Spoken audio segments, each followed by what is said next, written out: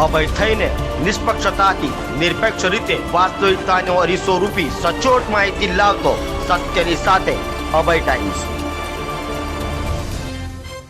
ચોમાસાની સિઝન શરૂ થતાં જ પાણીજન્ય રોગચાળામાં વધારો થઈ રહ્યો છે, ત્યારે સિવિલ અને સ્મીમેર સાથે સરકારી હેલ્થ સેન્ટરો પર દર્દીઓનો ધસારો જોવા મળી રહ્યો છે। ચોમાસાની સિઝન શરૂ થતાં ડેન્ગ્યુ, મેલેરિયા, ગેસ્ટ્રોના કેસોમાં વધારો થઈ રહ્યો છે। એટલે કે ચોમાસાની સિઝનમાં પાણી ભરવાના કારણે મચ્છરોનો ઉપદ્રવ પણ વધતો હોય છે, જેના કારણે નવી સિવિલ, સ્મીમેર હોસ્પિટલ અને સરકારી હેલ્થ સેન્ટર ઉપર દર્દીઓનો ધસારો જોવા મળી રહ્યો છે। ગત વર્ષ જાન્યુઆરીથી જૂન મહિના સુધી મેલેરિયાના 173 કેસો નોંધાયા હતા, તો આ વર્ષે જાન્યુઆરીથી જૂન મહિના સુધી મેલેરિયાના 189 કેસો નોંધાયા છે। ગત વર્ષ જાન્યુઆરીથી જૂન મહિના સુધી ડેન્ગ્યુના કુલ 143 કેસો નોંધાયા હતા, તો આ વર્ષે જાન્યુઆરીથી જૂન મહિના સુધી ડેન્ગ્યુના કુલ 119 કેસો નોંધાયા છે। ડેન્ગ્યુના કેસમાં ઘટાડો થવાનું કારણ પ્રી મોન્સૂનની કામગીરીમાં 445 જેટલી ટીમો સુરતના અલગ અલગ વિસ્તારોમાં સર્વે કર્યું હતું, જ્યાં અલગ અલગ બાંધકામ સાઇટ, ઘરોમાં મચ્છરોનો બિલ્ડિંગ શોધવામાં આવ્યો હતો।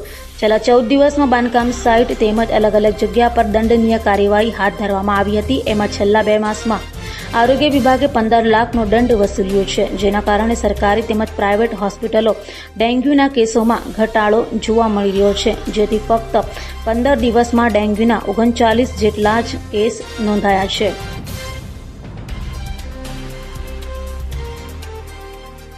કસૂરવારો જો પોતાના ઘરની અંદર આ રીતના પાત્રો ખુલ્લા રાખતા હોય ને વારંવાર નોટિસ આપવા છતાં પણ એનું પાલન ન કરતા હોય, બાંધકામ સાઇટની અંદર પણ લોકો આ રીતનું પાલન ન કરતા હોય, મચ્છરના ઉત્પત્તિ સ્થાનો પ્રત્યે બેદરકાર હોય, તો અમે લોકોને નોટિસો અને પેનલ્ટી પણ કરીએ છીએ।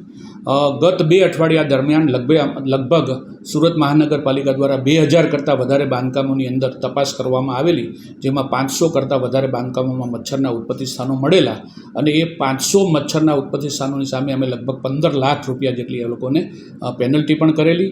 અને એ સાથે સાથે જો મેલેરિયાના કેસોની વાત કરું તો ગત વર્ષે અત્યાર સુધીમાં જે ગવર્મેન્ટ સેક્ટર છે એની અંદર 173 જેટલા મેલેરિયાના કેસો નોંધાયેલા, જેની સામે આ વર્ષે લગભગ 189 જેટલા કેસો નોંધાયેલા છે। થોડો ઉછાળો એમાં, એટલે કે થોડો વધારો છે।